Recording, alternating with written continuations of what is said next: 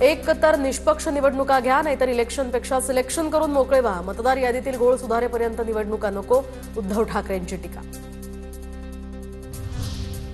महाराष्ट्राची जनता महायुतीच्या पाठीशी. आम्ही निवडून आल्यानंतर विरोधक पुन्हा आयोगावर आरोप करणार. मुख्यमंत्री फडणवीसांचा महाविकास आघाडीला खोचक टोला. मतदार याद्यांमधील घोळासंदर्भात सुप्रीम कोर्टाला सांगून निवडणुका पुढे ढकला. कितीही दिवस लागू द्यात, पण बॅलेटवरच निवडणुका घ्या. राज ठाकरेंचेही मत. इतके कन्फ्यूज विरोधक मी पाहिलेले नाहीत. विरोधकांना काय मागणी करावी हेच कळत नाही. सर्व पक्षीय शिष्टमंडळाच्या भेटीवरून मुख्यमंत्री फडणवीसांची टीका.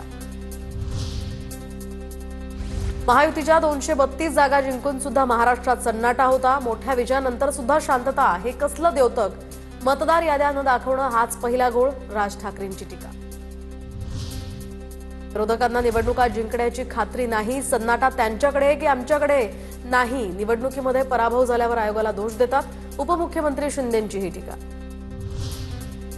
निवडणूक आयोगानं जाहीर केलेला कार्यक्रम रद्द करा. सर्व राजकीय पक्षांचं एकमत होत नाही तोपर्यंत निवडणुका घेऊ नका.